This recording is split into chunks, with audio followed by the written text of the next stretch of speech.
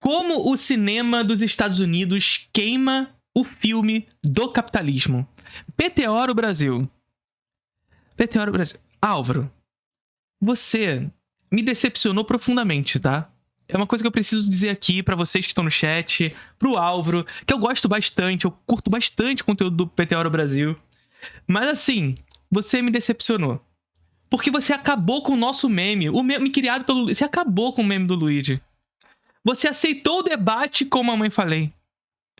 Porra, era lindo o meme do cara buscando debate. O cara incitando qualquer pessoa pra ir pro debate com ele.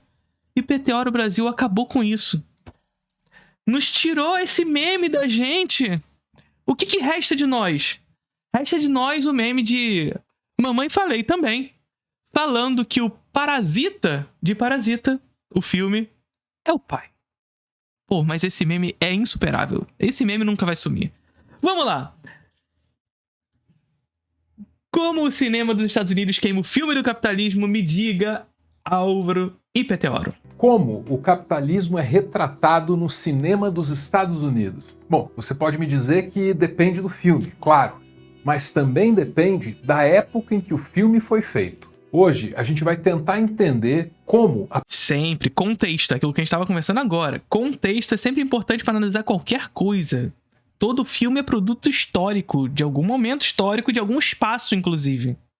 Você conhece o Introdução ao Cinema, o curso de cinema contínuo mais charmoso do Brasil. Ao assinar, você tem 1 ano de acesso à plataforma do curso com todas as aulas lá já disponíveis. Linguagem, teoria, história, crítica, política, filosofia relacionada ao cinema. São 2 aulas novas todos os meses, mais as aulas já disponíveis na plataforma. O que você vai encontrar por lá? Obra de arte na era da sua reprodutibilidade técnica, contra-interpretação, cinema como espelho, cinema como olhar, cinema novo, cinema clássico, cinema moderno, tudo. E você pode conferir todas as aulas já disponíveis na plataforma na página do Instagram do curso, @Introdução ao Cinema. E aí vocês vão me dizer, nossa, Felipe, só isso que tem no Introdução ao Cinema? Que absurdo! Pô, cara, tem uma porrada de aula lá disponível pra você, 2 aulas novas todos os meses, e você ainda quer mais. Então toma mais. Além das 2 aulas novas todos os meses, o Introdução ao Cinema também tem uma 3ª aula bônus ao vivo, onde eu seleciono 2 filmes referentes às aulas daquele mês para que a gente possa discutir os temas daquelas aulas a partir desses 2 filmes. Esses encontros acontecem sempre na última terça-feira do mês referente. Mas calma, se você não puder participar ao vivo, as aulas ficam gravadas. Então é isso. Ao assinar a Introdução ao Cinema, você tem 1 ano de acesso à plataforma com 2 aulas novas todos os meses, mais uma aula extra onde a gente discute as aulas daquele mês a partir de 2 filmes específicos no encontro ao vivo.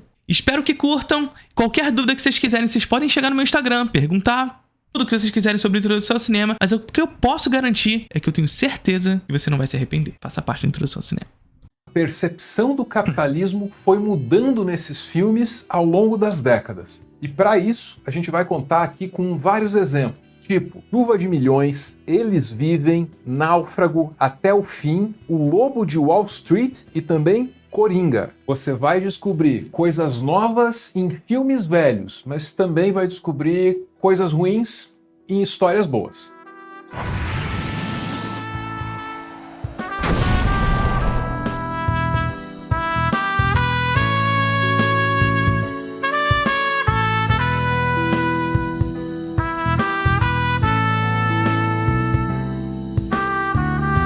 O cinema de Hollywood pode ser muito criticado por fazer valer para o resto do mundo uma visão que é muito própria dos Estados Unidos. Os Estados Unidos, antigamente, quando queriam dominar um país, mandavam 1 ou 2 porta-aviões e ameaçavam com os fuzileiros navais, né?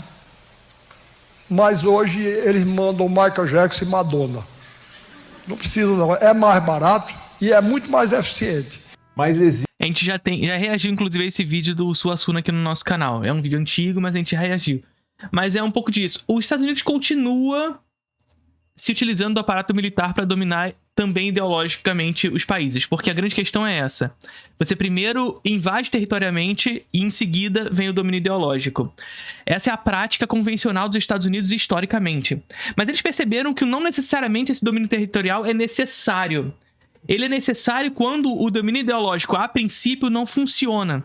Ou seja, quando determinada localidade é resistente a esse domínio ideológico.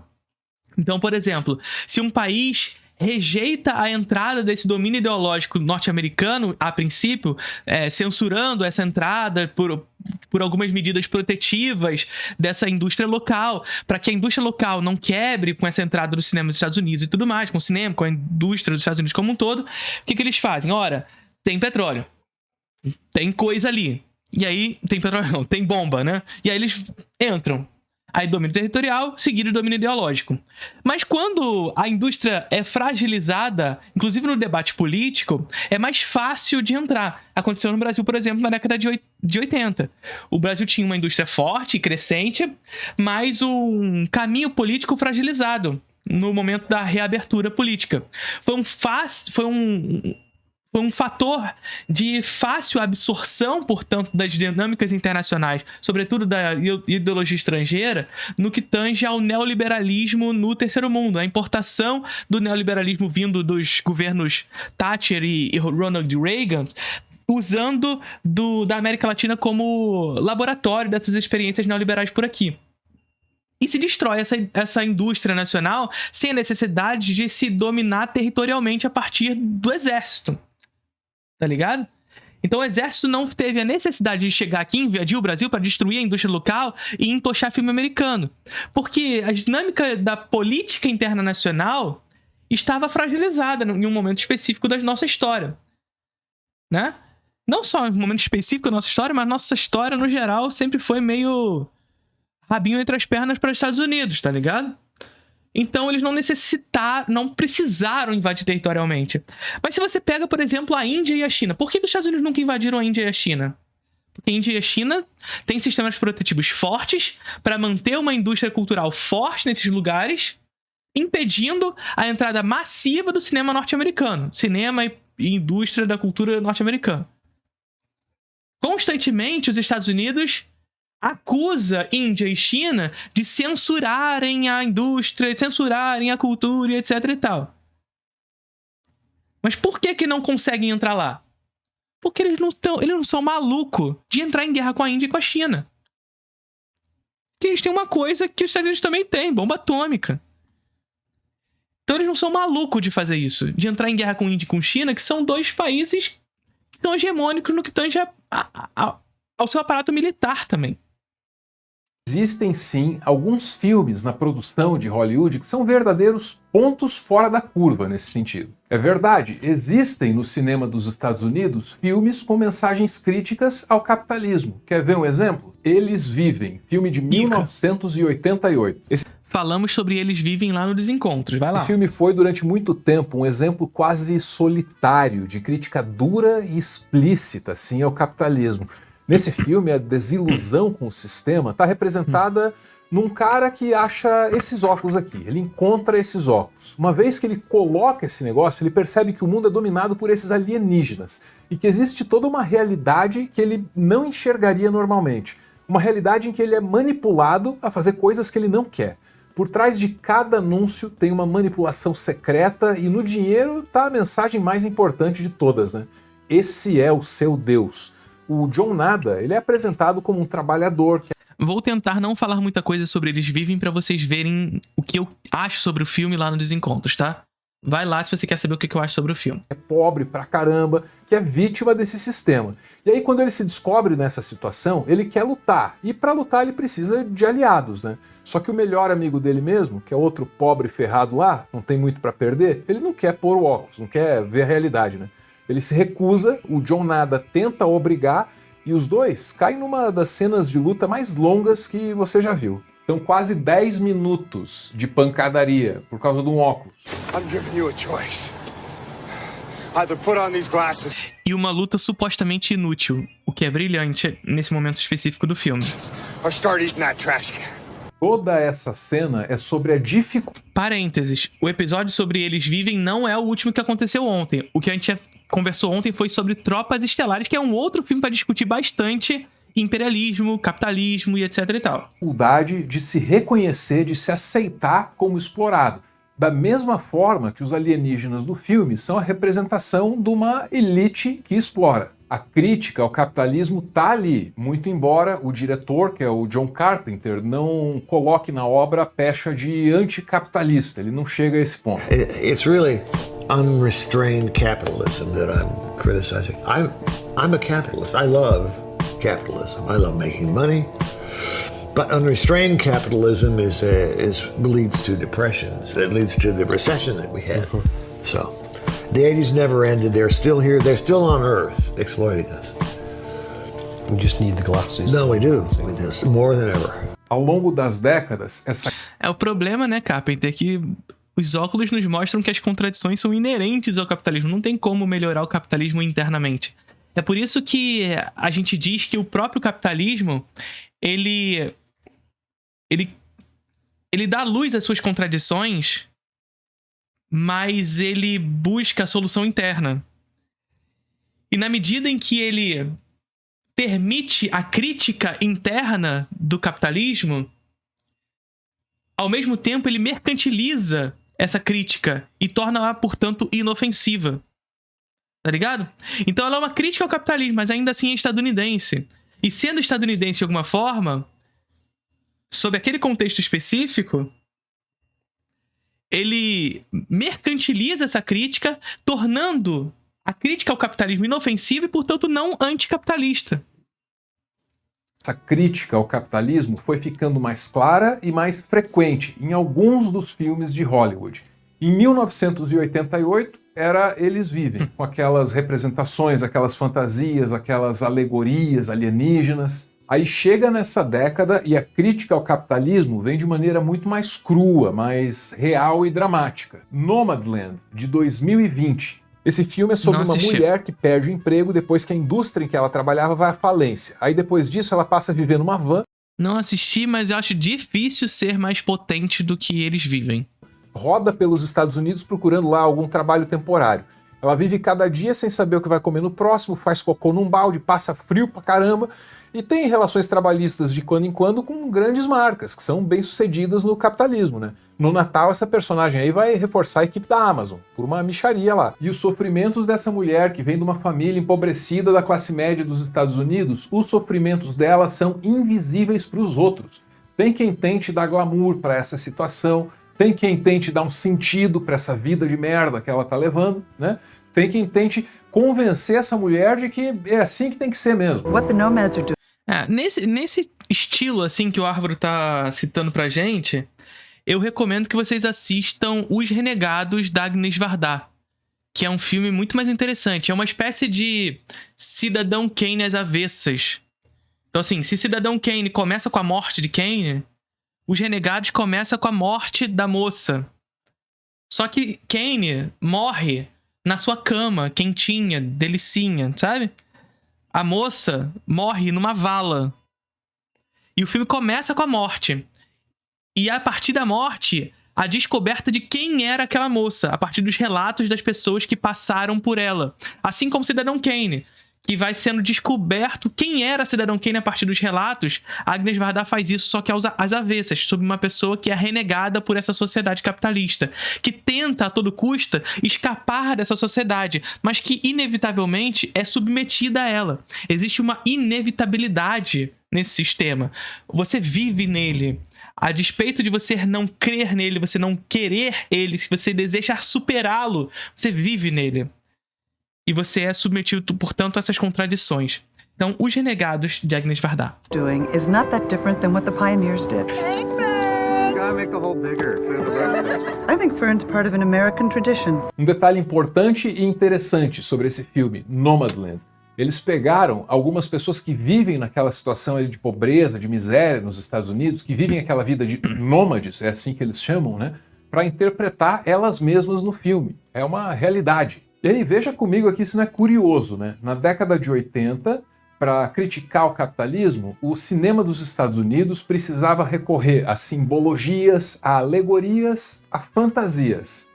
Aí, para fazer a mesma coisa nessa década, para criticar o capitalismo nessa década, basta olhar para a realidade. O que será que mudou de lá para cá? Mudou que o cinema contemporâneo ele é estéril mesmo. Não tem muita relação, acho que isso não. Vamos ver qual vai ser a lógica dele. Mas o cinema contemporâneo ele é mais estéril, ele busca esse realismo estéril a qualquer custo. O espectador contemporâneo ele tá viciado nesse realismo. A câmera cinematográfica e a sua ontologia em direção ao realismo cada vez mais vai se radicalizando nessa direção de que é necessário ser realista para que o filme seja compreendido, para que o filme seja assimilado por esse espectador que busca essa verossimilhança a qualquer custo. Então, o cinema da década de 80, de alguma forma, ele era muito mais rico nesse sentido. Era um cinema que se permitia esses maneirismos e essas afetações para se relacionar com a realidade. Eu acho que isso não é um motivo de se qualificar o cinema contemporâneo. Muito pelo contrário, o cinema contemporâneo ele é muito mais pobre nesse sentido. Não estou falando que o cinema contemporâneo é ruim. Não, é porque o cinema contemporâneo é mais pobre na medida em que ele vai buscar esse realismo estéril sem essa diversificação e essa possibilitação dessas afetações da década de 80.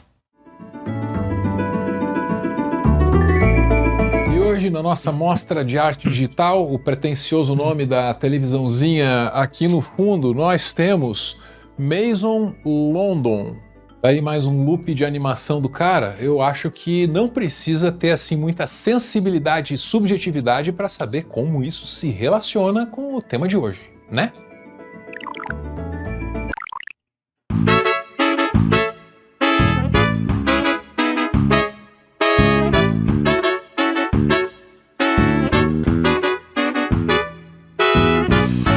É improvável que você não conheça Náufrago, com o Tom Hanks, de 2000. Esse filme se destaca, entre outras coisas, por conter lá um imenso comercial da FedEx. A primeira meia hora de filme é só sobre a FedEx, aquela que faz as entregas nos Estados Unidos. E nesse filme o Tom Hanks é esse chefe lá na empresa, a FedEx, e ele é um líder sério, demonstra lá uma certa ética de trabalho, muito forte. E você vai vendo que essa empresa, a FedEx, ela distribui encomenda por aí, mas também distribui valores, né? Tipo, aproveitar cada minuto para fazer o seu melhor, o bom uso do tempo, essa preciosa riqueza. From Memphis, America to Nikolai in Russia, 87 hours. Is a shameful outrage. This is just an egg timer.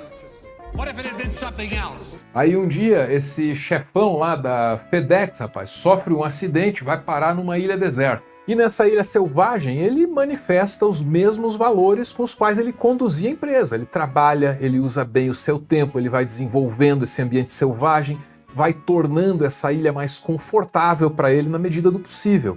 E o Chuck, personagem do Tom Hanks, o nome é esse, né? Ele é tão comprometido com o trabalho dele que ele guarda uma entrega para fazer se e quando ele conseguir sair da ilha. Esses valores, essa ética, são do Chuck, mas também são da FedEx, que é essa gigante do capitalismo, que nesse filme aí aparece como uma força benéfica que transforma a ilha, torna ela habitável, promove o desenvolvimento. E é claro que a FedEx não faz isso sozinha, né? Ela também tem o apoio da Wilson Sporting Goods. Mas esse filme tem aí a marca, rapaz. É uma aliança que começa em Hollywood, passa pelo mercado de entregas, chega na manufatura de equipamentos esportivos.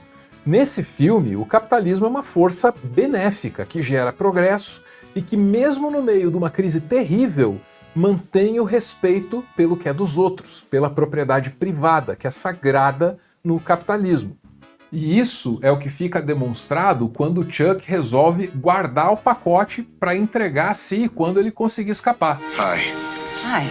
I was marooned on an island for 5 years with this package, and I swore that I would deliver it to you because I work for FedEx. That's very admirable. Thank you. É muito ridículo isso, né, cara? Hey, but by the way, what's in the package? Nothing really. Just a satellite phone, GPS locator, fish. Muito bom, puta que pariu. Ele não abriu esse. Rod, water purifier, and some seeds. Just silly stuff. Thank you again. You keep up the good work. Até o fim de 2013 Boa. é outro Essa propaganda foi boa. Vai tomar no cu. filme de naufrágio. Nesse filme, que é com o Robert Redford, ele é um velejo... Aliás, essas propagandas da década de 90 ali eram propagandas muito mais legais, né, cara? Muito mais legais. Olha, eu falando de Né? propaganda. Aí certa vez ele tromba lá num container que faz um buraco no barco dele. Aí a partir daí é só sufoco, só desgraceira. Nesse filme, o capitalismo é outra coisa, hein? O capitalismo aqui se manifesta pela primeira vez no desperdício desse container, que cai no mar sem nem ser notado, né? Só para provocar o acidente que pode custar ali a vida do protagonista. Esse cara, ele é pequeno demais. Ele acaba sendo solapado pelo sistema em que ele vive, né? E mesmo ali, no meio do oceano, no meio do nada.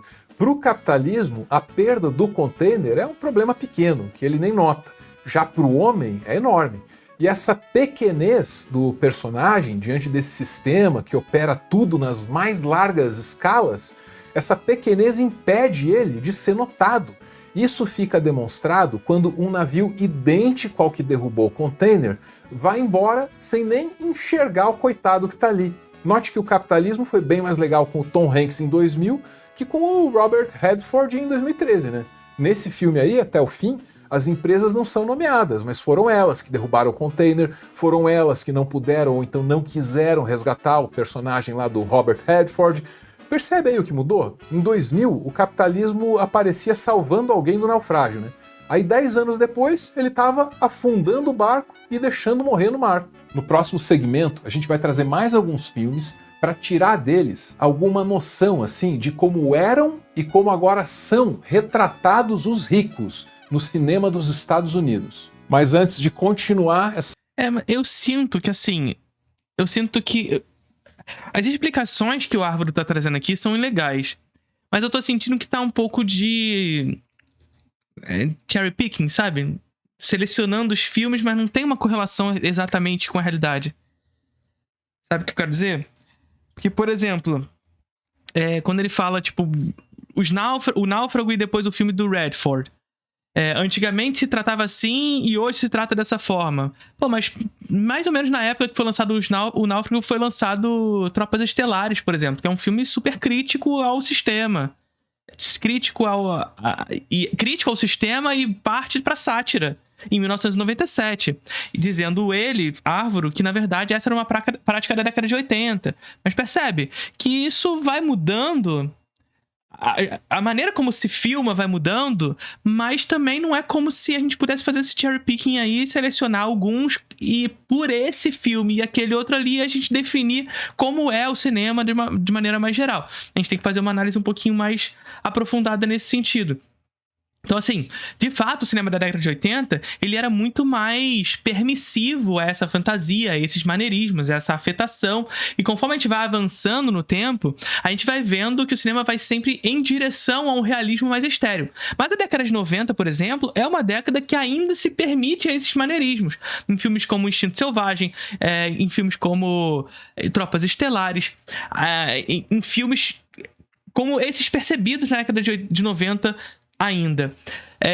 De 2010 pra frente, sobretudo, que a gente vê esse aprofundamento nessa conexão com uma realidade mais profunda, onde o espectador não consegue mais se ver conectado com o filme se não houver uma verossimilhança com a realidade mais direta. Ou seja, se entrar sob uma lógica mais fantasiosa, mais satirizante, mais afetada, ele não consegue se conectar com essa realidade. Maneira essa pela qual Hollywood mesmo construiu nesse espectador. Construiu esse espectador que busca esse realismo a todo custo. Enfim, então eu acho que é mais interessante a gente conseguir construir essa lógica mais generalizante, do que fazer esses cherry pickings aí. Essa conversa sobre cinema me permita entregar o prêmio de melhor figurino para mim. É a mensagem da Insider. Muito obrigado, Insider, por nos ajudar a manter esse conteúdo no ar. Chegou o momento de falar da Insider, que traz esse vídeo até você com não amassa fácil, não desbota tecido, tá, gente? Chega, que Insider o quê? Não fiquem paro para descartar a olhada do meu EAM, também da Manufider. Quanto Insider?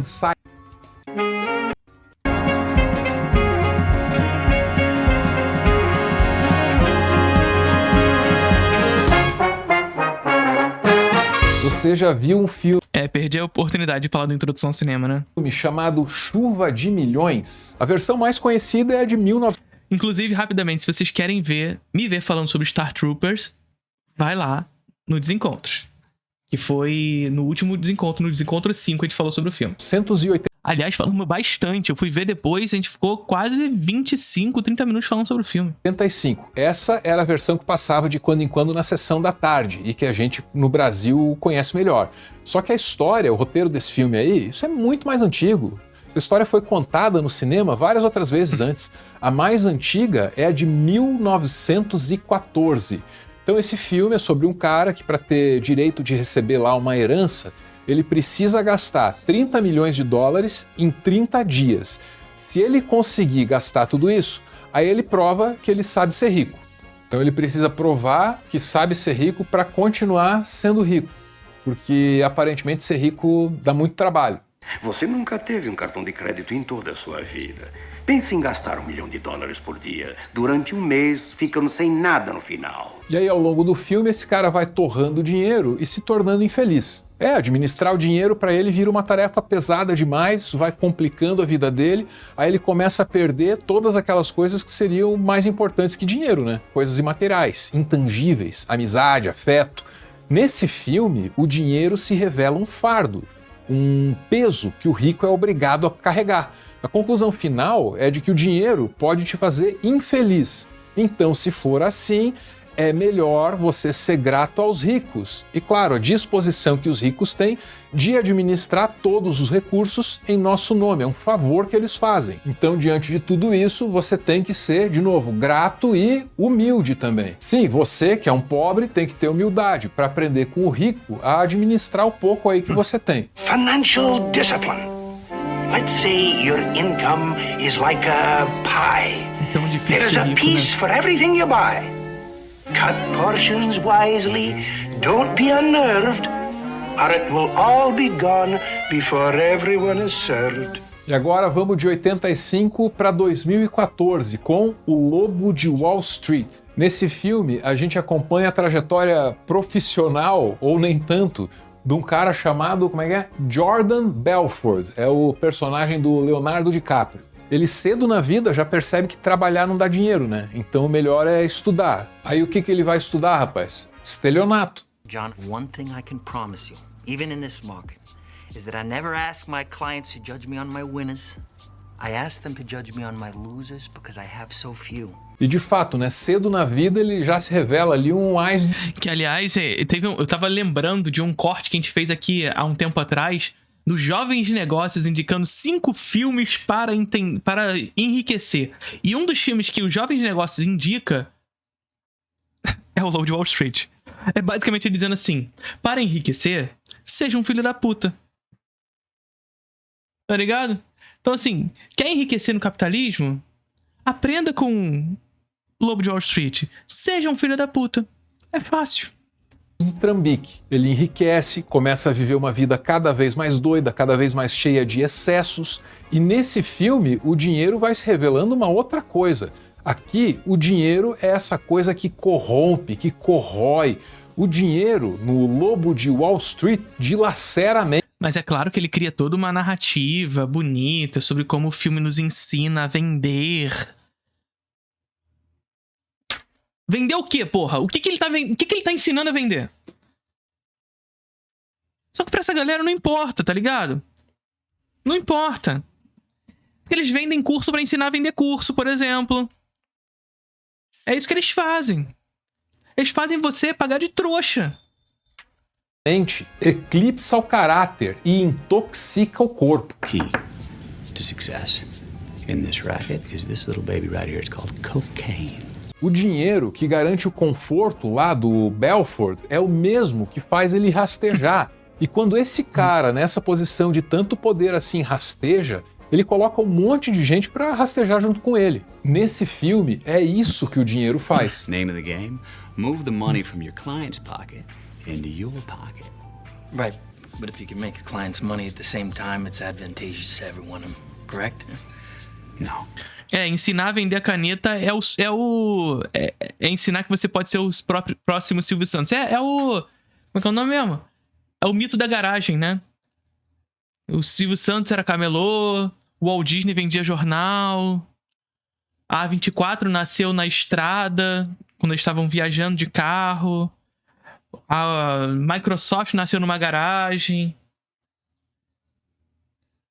Que é justamente essa venda de uma ideia de que no capitalismo é possível ascender socialmente. Que é mais uma mentira e, portanto, um mito. Só que mas que se transplanta ideologicamente nas pessoas, né? Aí o dinheiro ainda parece fazendo mal pro rico, né, cara? Parte para outro filme aqui, agora de 2019, Coringa. Nesse filme o que a gente vê é uma certa ruptura com uma visão mais benéfica do dinheiro e dos endinheirados, né?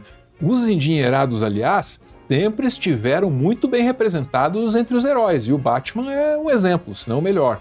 O Bruce Wayne sempre foi lá um cara austero, vivia de um jeito assim mais ou menos simples, investia mesmo em equipamento lá para combater o crime, fazer heroísmo. Foi assim desde sempre. Aí em Coringa a gente descobre que é a fortuna que o Batman herdou que é responsável pelo caos que ele se propõe a combater em Gotham. Nesse filme fica claro que a fortuna do Batman era suja e era administrada por um bilionário escroto sem escrúpulos que é o Thomas Wayne, o pai do Batman. Ele prejudica muita gente, mas quem ele mais esculacha é o pobre do Arthur, né? Que depois vira lá o Coringa, um líder acidental de uma revolta cheia de ódio de classe. Aí quem passou a vida lamentando a morte do pai do Batman começou a celebrar a morte de um bilionário malvado.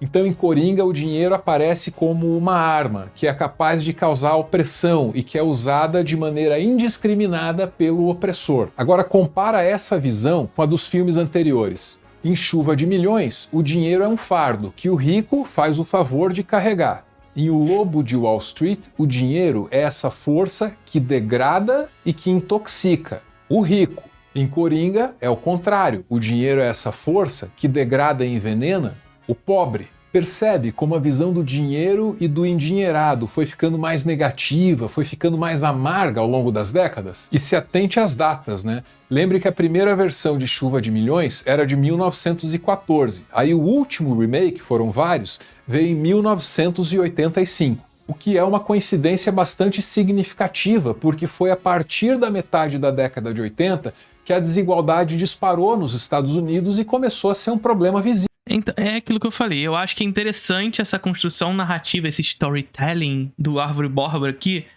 pegando esses três filmes e entendendo como na dinâmica do tempo eles foram mudando. Mas ainda assim é sobre esses três filmes, não sobre a mudança no tempo. Porque a maneira como se trata o dinheiro na década de 80 não é só daquele filme. Tem outros filmes que tratam de outras maneiras. Tua opinião sobre o Quando livro o último... Story de Robert McKay é melhor do que o do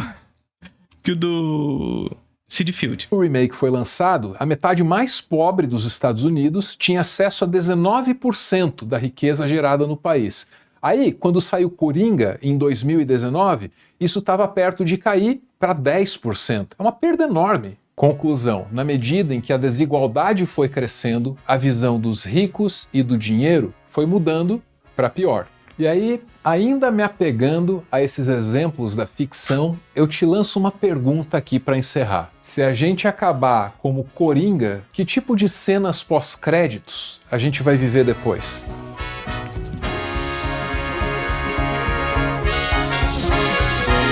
Que cenas pós-créditos a gente quer? Nós queremos a organização da classe para a superação do sistema vigente, é isso que a gente quer. Mas enfim, gostei do vídeo.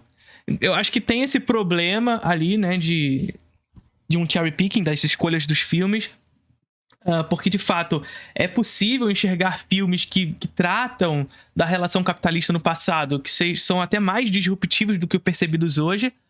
A questão é dessa amargura que o Árvore está citando aqui, ela é muito mais concebida nessa busca por uma verossimilhança com a realidade, ou seja, uma conexão mais direta com a realidade desses espectadores, mas que na verdade nem sempre é uma realidade de facto, mas uma realidade mais estéril. O que não se confere, por exemplo, na afetação percebida em boa parte dos cinemas da década de 80. Mas se a gente for voltar para 70, 60, e sobretudo se a gente sair da lógica de Hollywood, a gente vai ver filmes que são frontais nessa lógica de maneira bastante intensa. Eu acredito que o filme do... o vídeo do Arvor, ele tá mais vinculado à perspectiva de Hollywood, né? Mas ainda assim é cherry picking. Eu gostei do vídeo, mas eu acho que tem esse problema. É isso. Tá vendo aquele vídeo ali? Vídeo exclusivo pra membros. Curtiram o vídeo?